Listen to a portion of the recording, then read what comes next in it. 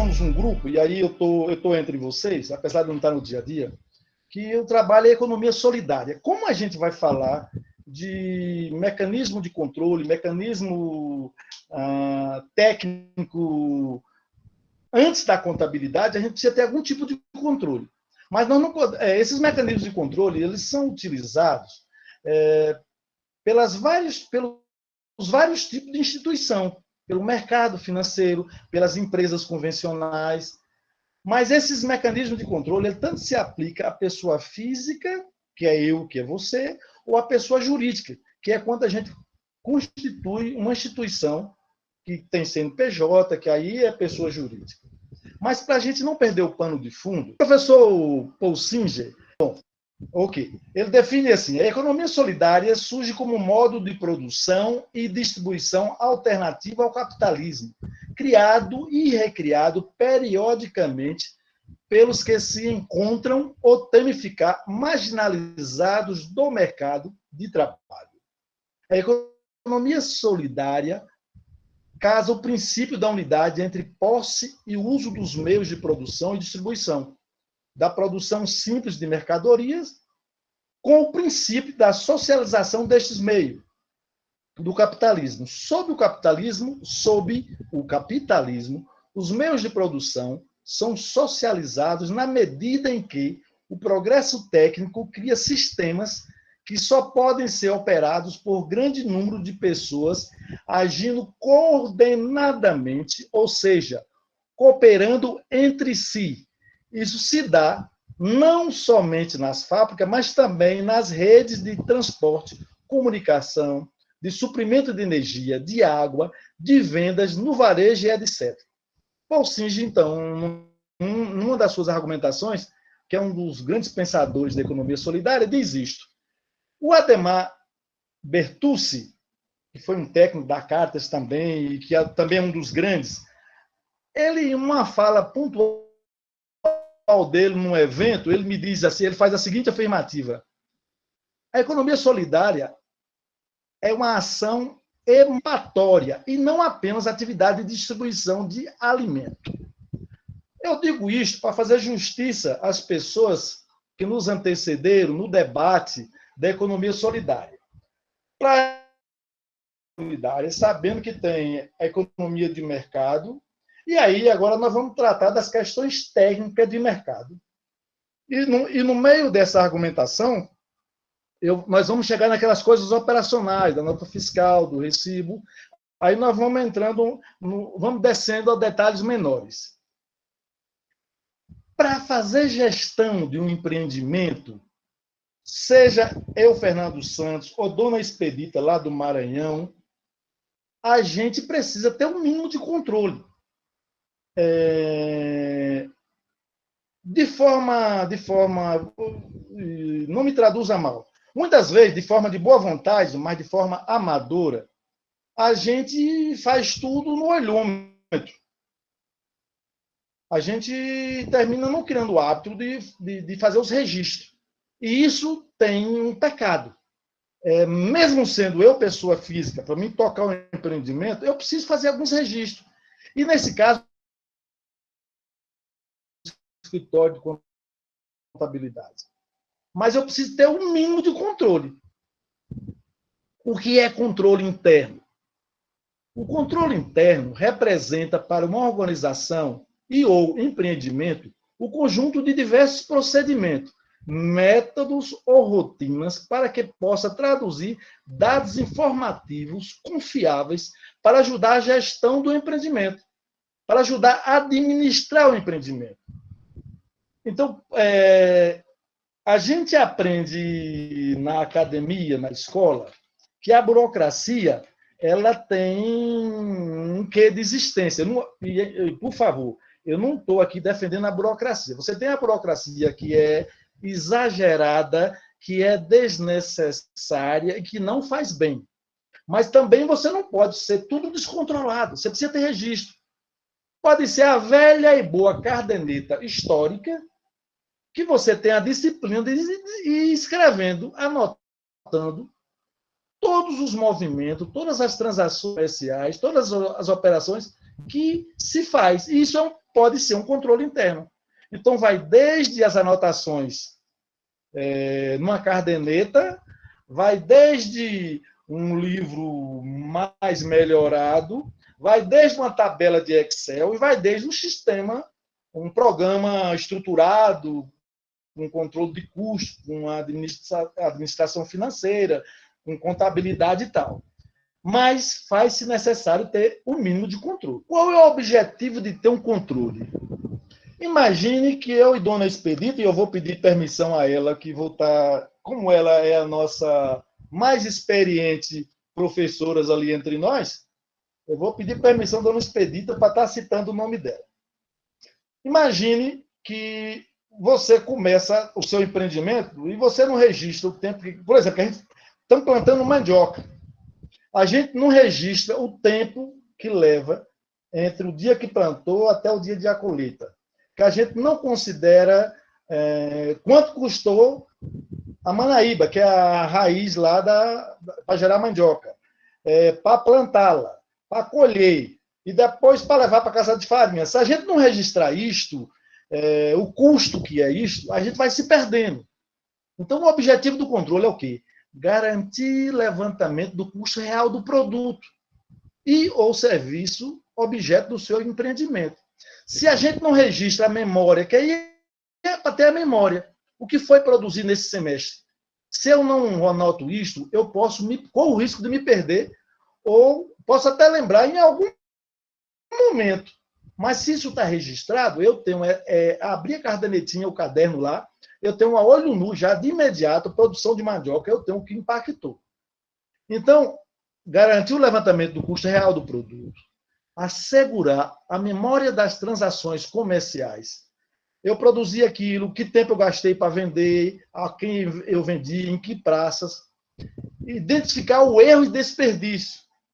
Eu plantei fora de época, eu utilizei uma metodologia que desperdiçou a farinha, o produto, o subproduto da mandioca, e isso me permite estimular a eficiência do processo, porque ao olhar para isto, eu consigo revisar e aperfeiçoar melhor o sistema de produção, cuidar melhor da infraestrutura, pensar melhor no processo de comercialização e nas possíveis fiscalizações.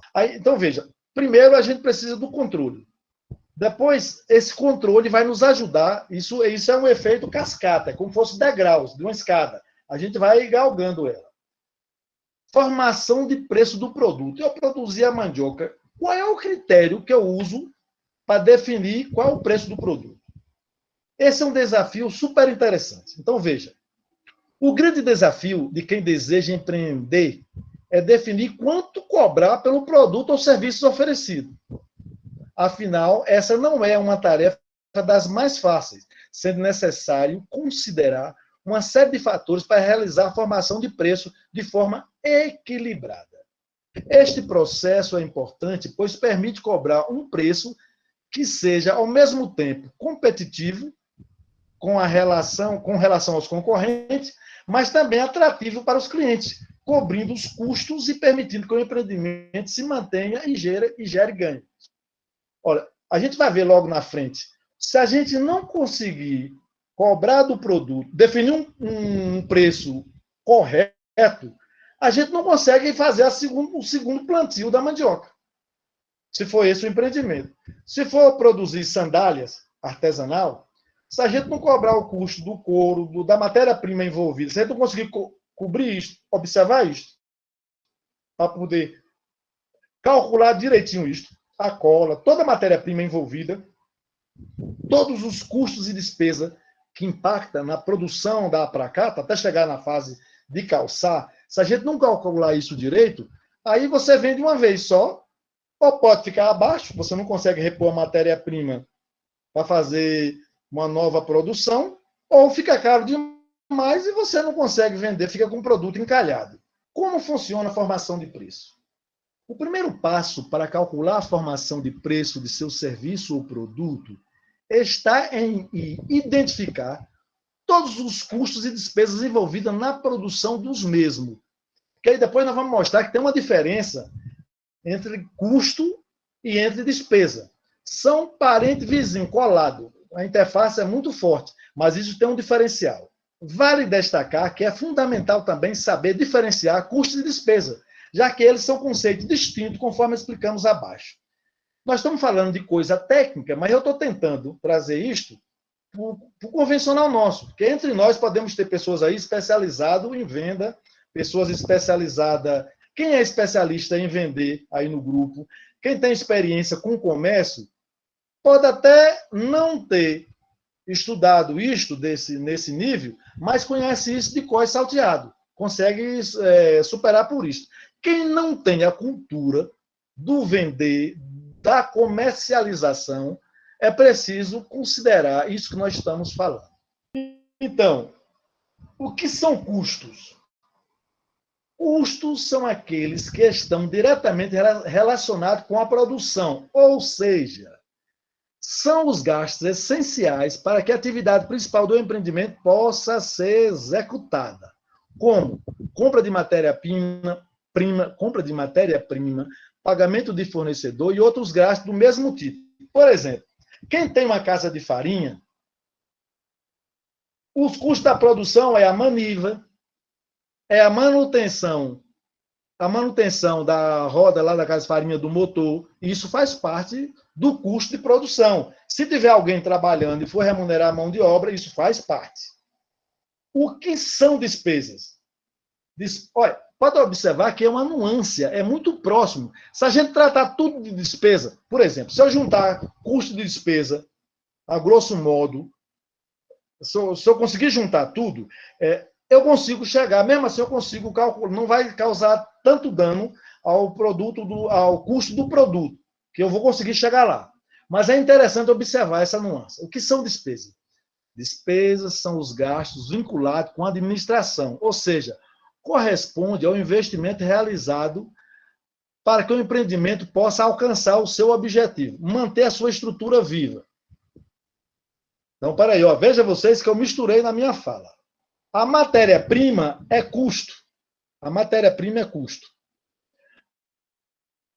É o custo do produto, a matéria-prima.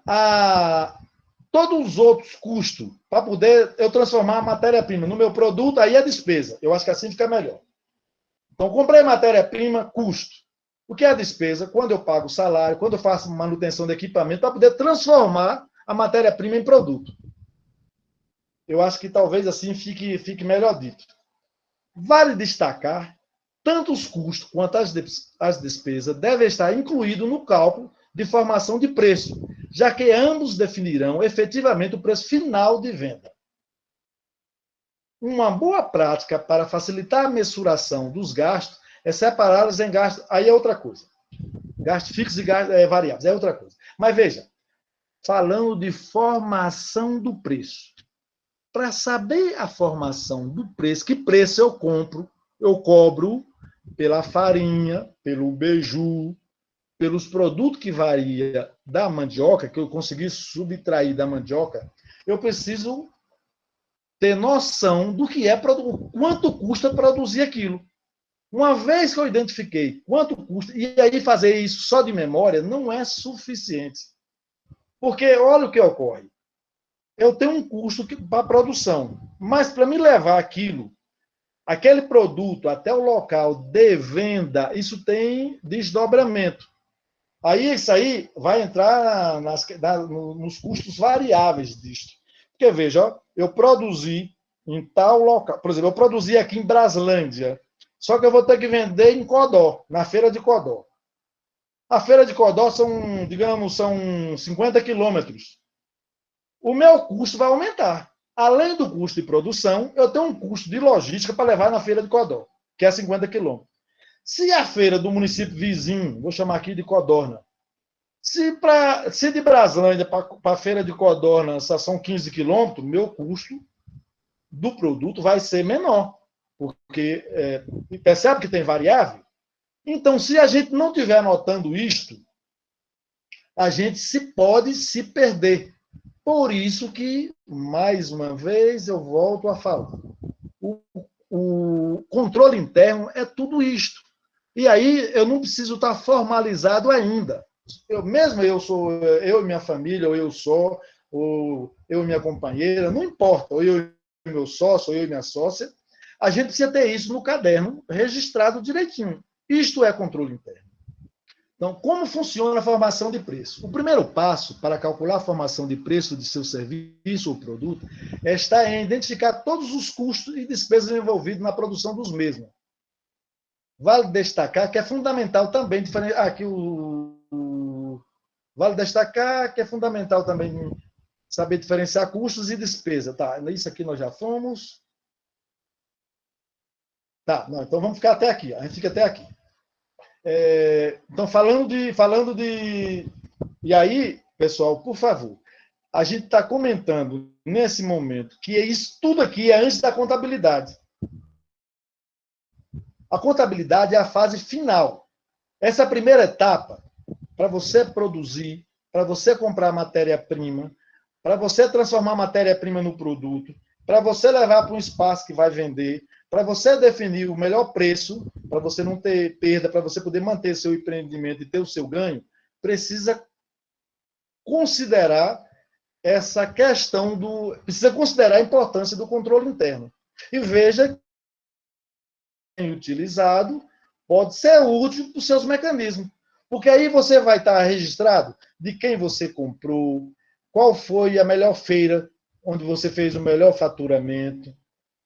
Tudo isso, se você fizer os registros, você vai poder revisar, vai poder analisar, e isto é controle interno e é a sua função, efetivamente, no dia a dia de um empreendimento. E aí, o que é que nós pensamos aqui? Nós pensamos em mostrar para vocês a regularização de duas naturezas de empreendimento, para ser regularizado, para transformar-se em pessoa jurídica.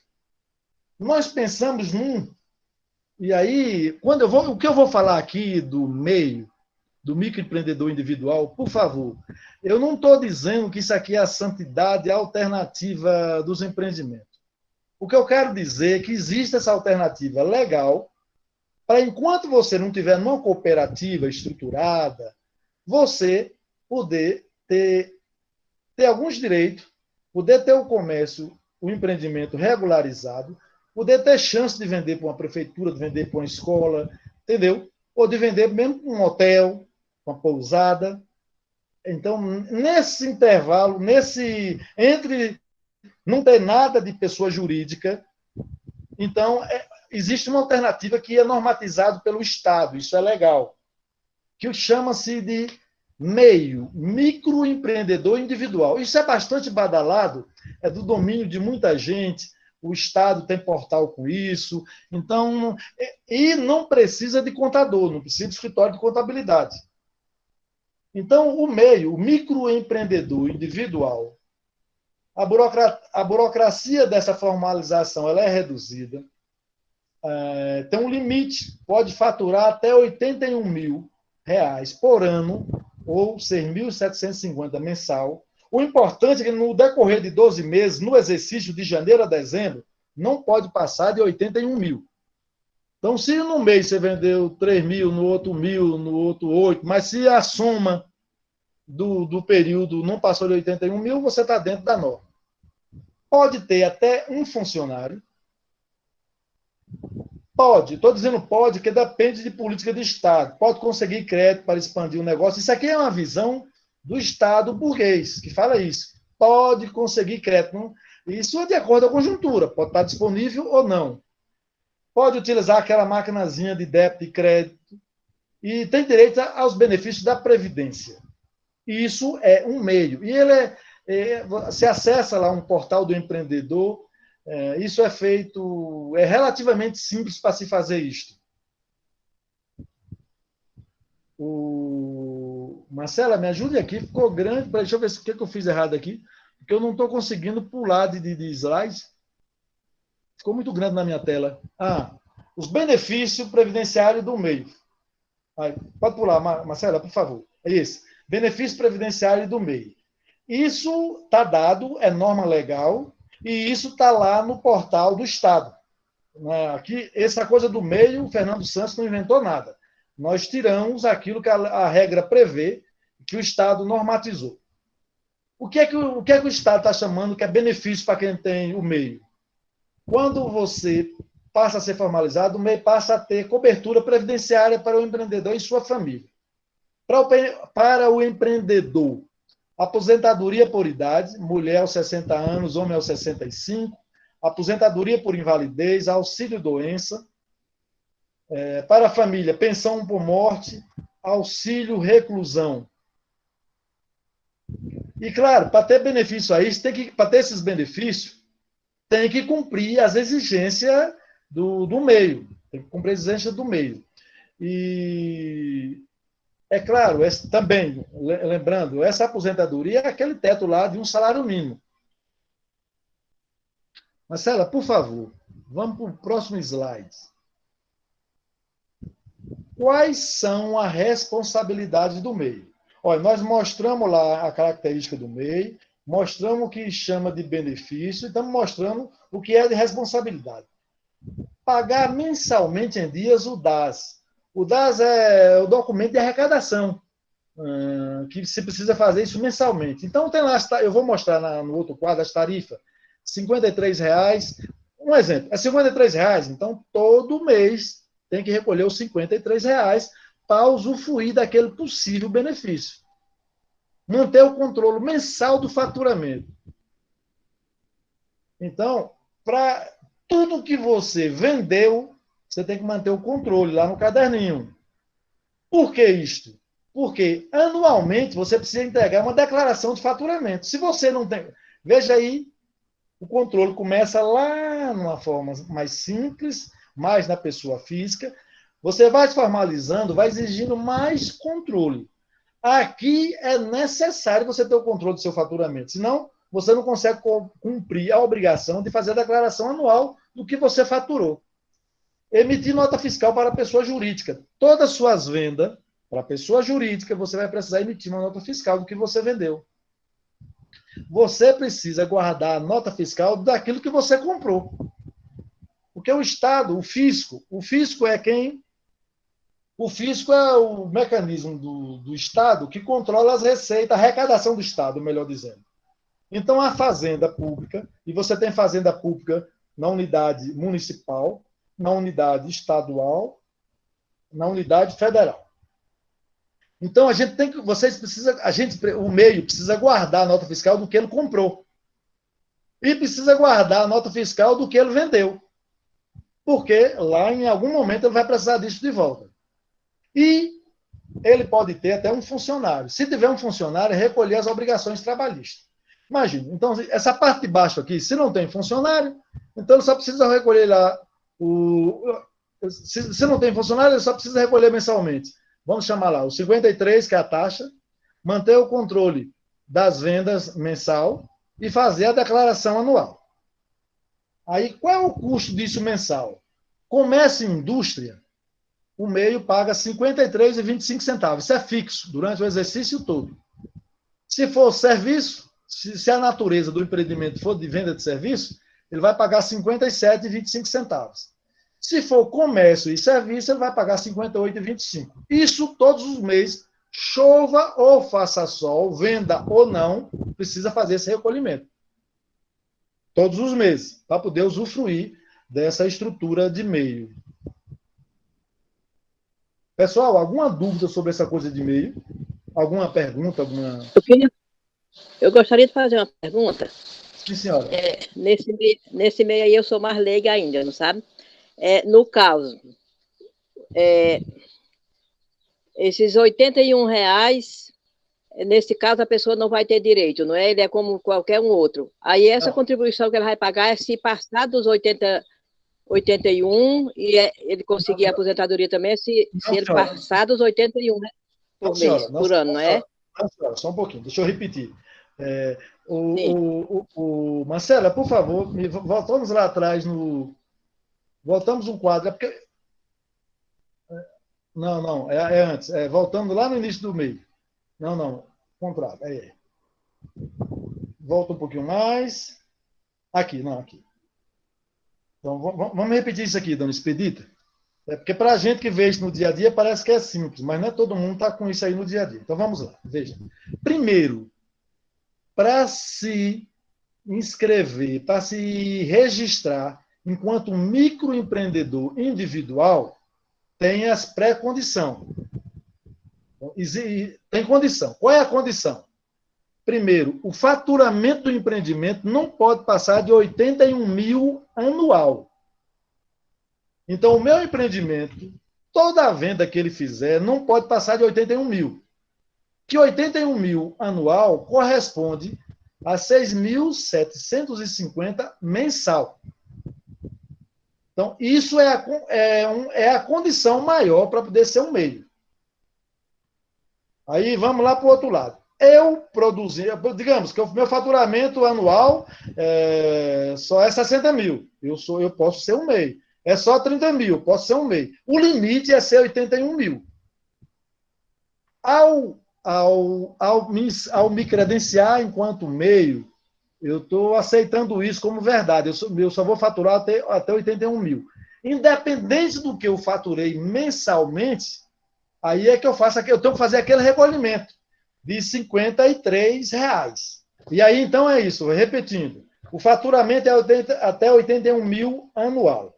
Corresponde em torno de 6.750 mensal. E todo mês eu tenho que fazer aquele recolhimento dos R$ 53. Fazendo isto, o recolhimento mensal e fazendo a declaração anual, eu estou legal dentro do microempreendedor individual e posso usufruir da aposentadoria quando for a questão. Vamos para a etapa seguinte. Essa etapa, sobre cooperativismo, esse tema ele é gigantesco e nós não vamos esgotar isso aqui agora.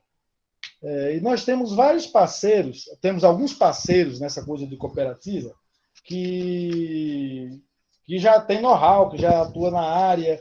E a bem da verdade, eu fiz uma pesquisa lá na Unicaf, e eles possuem, antes de eu comentar sobre isso, eu queria fazer essa justiça. Eu entrei lá na Unicaf, fiz uma... Porque a gente que trabalha no terceiro setor não está com cooperativa no dia a dia, aí termina não sendo algo que a gente opera no dia a dia, que a gente esteja atuando com elas no dia a dia, a cooperativa. A gente conhece as regras, tem noção de como o troço é estruturado, mas a gente não está ali no dia a dia. Aí eu fui lá na Unicaf e eu olhei no portal deles, eles têm uma publicação de 4 volumes, umas cartilhas simpáticas, numa linguagem super interessante, que ajuda a ter essa compreensão, para quem ainda não trabalha com cooperativa, atende na área de formação mesmo, esse material que eles publicaram. Um material muito bom, então eu sugiro que, no segundo momento, vocês entrem lá na Unicaf, lá no portal deles, e vejam esse material que tem lá, que é super interessante. Mas aqui eu tive o cuidado, então eu não vou entrar muito a fundo hoje aqui em questão de cooperativa, mas eu tive o cuidado de fazer assim, do aspecto legal, a fundamentação disto, e a gente caminha mais ali um slide sobre essa questão, mas não esgota aqui não tenho essa pretensão e nem tenho bagagem para isto, mas aqui é só para dar uma pincelada para vocês perceberem o quanto é legal a questão da cooperativa. Então, no aspecto legal, a Carta Magna de 88 contemplou as cooperativas no capítulo dos princípios gerais da atividade econômica, afirmando que a lei apoiará e estimulará o cooperativismo e outras formas de associativismo. Artigo 174, inciso 2º. Para, no capítulo denominado dos direitos e deveres individuais e coletivos, afirmando efetivamente para as cooperativas atribuir-lhes liberdade de organização e ausência de intervenção estatal no seu funcionamento. Inciso 18 do artigo 5º. A criação das associações e, na forma da lei de cooperativas, independe de autorização, sendo vedada a interferência estatal em seu funcionamento. Cooperativas são sociedades de pessoas físicas, com forma própria, com o objetivo de prestar serviço aos seus associados, nos termos da lei. Por aí vai, 5.764, 71, e a lei 13.806, de 2019. E aí, para constituir, precisa ter no mínimo 20 associados, vai ter uma assembleia chamada para isso, é eleito uma direção, é eleito o conselho fiscal. Então, as regras estão dadas e ela tem total autonomia de interferência e de controle estatal. Na verdade, esse é um instrumento que lá na Europa antiga, vem de muito tempo atrás, no Brasil, principalmente na região sul, onde começou o primeiro, sul-sudeste. Então tem toda uma história, mas eu não fui atrás da história de cooperativa para vocês, que eu acho que não era o caso. Por favor, a esse. Cooperativismo solidário. Isso aqui é linguagem, veio lá do Paul Singer, lá fala de economia popular e solidária, aqui a Unicaf fala disso aqui. Isso aqui eu trouxe só para vocês perceberem que tem muita coisa para se aprofundar sobre cooperativismo, que não se esgota numa tarde de estudo. Porque é algo mais amplo, é algo que é estratégico para a economia popular e solidária, é algo que é estratégica para a microeconomia brasileira sair do marasmo, o desemprego, é algo que é estrategicamente positivo para a sociedade e que, de acordo com a política pública do Estado, isso pode receber mais apoio ou menos apoio, mas não deveria receber perseguição e nem interferência. Cooperativismo solidário. O cooperativismo solidário surge a partir da organização popular. Sua unidade gerou a constituição de organizações de porte nacional que geraram a fundação da CONCRAB, Unisol, Unicaf e Unicatadores, com o objetivo de articular, integrar e representar o cooperativismo solidário no Brasil. Em 2014, por meio da união destas organizações, constituiu-se a Unicopas, com a missão de ampliar a unidade desse segmento organizacional. Então, gente, vai desde quando chega nesse porte, aqui está no top, mas pispia lá nos empreendimentos, nas comunidades, no diálogo disto, envolvendo questão de gênero, envolvendo juventude, envolvendo minorias, quilombolas, e por aí vai. Então, é algo que não é Fernando Santos aqui. Para vocês terem ideia, essa afirmativa eu tirei lá da PECSOL, módulo 4, lá na página 15. Lá vocês vão ver os 4 módulos. É fantástico.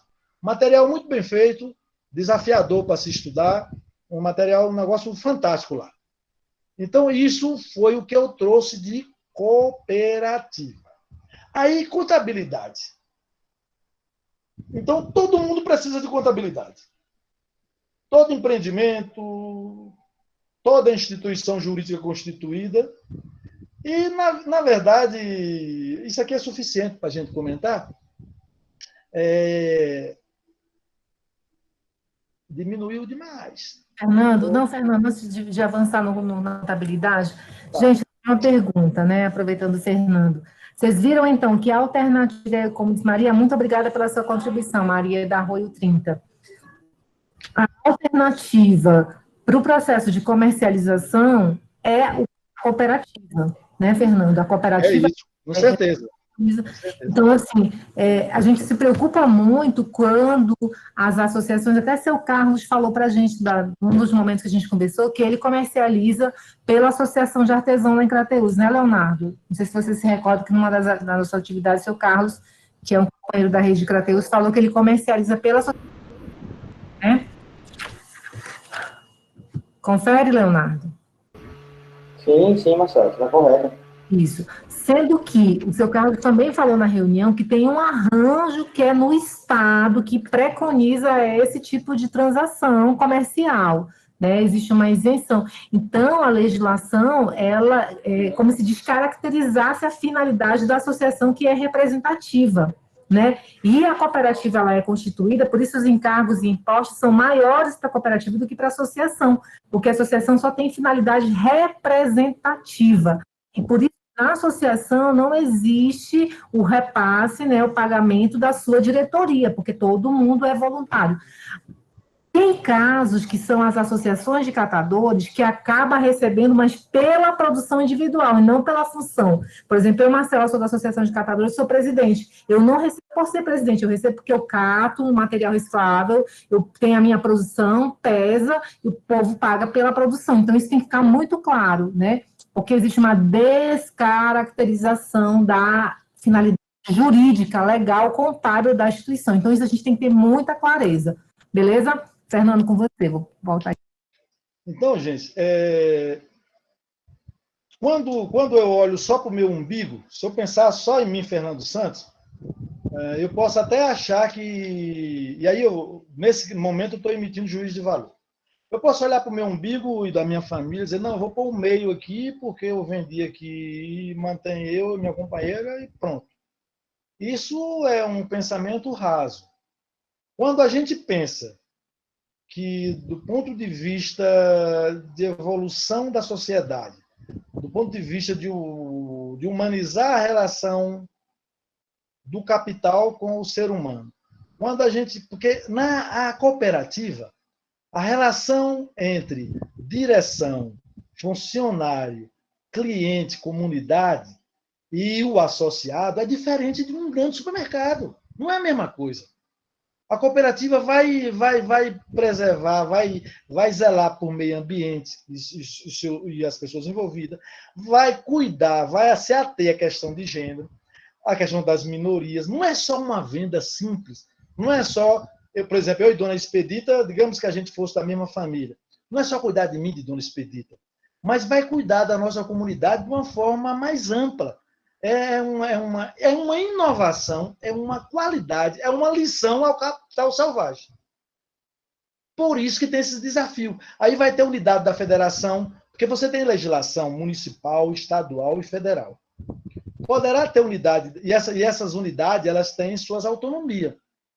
Então, o imposto que ele é federal é de competência da União. O imposto que é estadual é de competência do Estado. O imposto que é municipal é de competência do município. E, de acordo com a capacidade organizativa da cooperativa, ela pode vir a receber alguns benefícios tributários na sua ação. Porque imagine, se nós tivéssemos cooperativas populares, cooperativas no Brasil todo, que acompanhassem a pequena produção, nós não íamos ter desequilíbrio alimentar.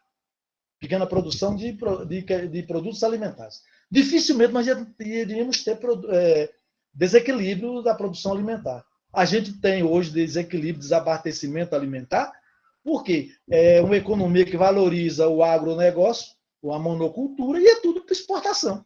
$1 lá fora vale 6. 6 por 1, né? $1 vale R$6. O dinheiro é financiado pelo Tesouro, mas a política pública não regulamenta o troço. Deixa todo mundo que produziu exportar tudo. E é claro, entre vender lá fora a 6 por 1 e vender aqui dentro, o capital vai querer vender lá para fora. E ainda gera desemprego aqui dentro, gera fome, contribui com uma série de fatores. Então, a bem da verdade, a cooperativa ela nos permite incluir mais gente, reduzir desemprego, cuidar da questão da segurança alimentar interna. Isso para a gente refletir, né? Tem esse desafio. E, por último, gente, a contabilidade, então, ela precisa... A contabilidade, para vocês terem uma ideia, para quem não é do ramo, por favor, quem tiver aí contador, contadora, me perdoe. E aqui não quero puxar sardinha, é uma ciência humana, mas não é a mais importante do que a educação, do que o direito. Nada disso. É só para dizer que esta onça chamada contabilidade vem lá do século XV, que o frei Lucas Pacciola, um quadro, um frei italiano, foi ele que formatou. Já existia a contabilidade, já tinha moeda, claro, mas ele formatou a partir dos métodos... pronto. Partida dobrada. Então, foi ele que formatou a primeira publicação tratando de contabilidade. E de lá ganhou corpo, e aí a gente tem vários... Tem acadêmicos que tratam dela, tem questões populares. Eu trouxe aqui dois conceitozinhos curtos, um acadêmico e um que eu acho uma linguagem mais popular. Esse primeiro, que é do professor Hilário Franco, ele diz assim: Contabilidade é a ciência que estuda e pratica e controla e interpreta os fatos ocorridos no patrimônio das entidades, mediante os registros, as demonstrações expositivas, a revelação desses fatos, com o fim de oferecer informações sobre a composição do patrimônio, suas variações e o resultado econômico decorrente da gestão da riqueza econômica. Então, a contabilidade, ela controla o patrimônio, ela registra o patrimônio das instituições jurídicas e também pode ser das pessoas físicas.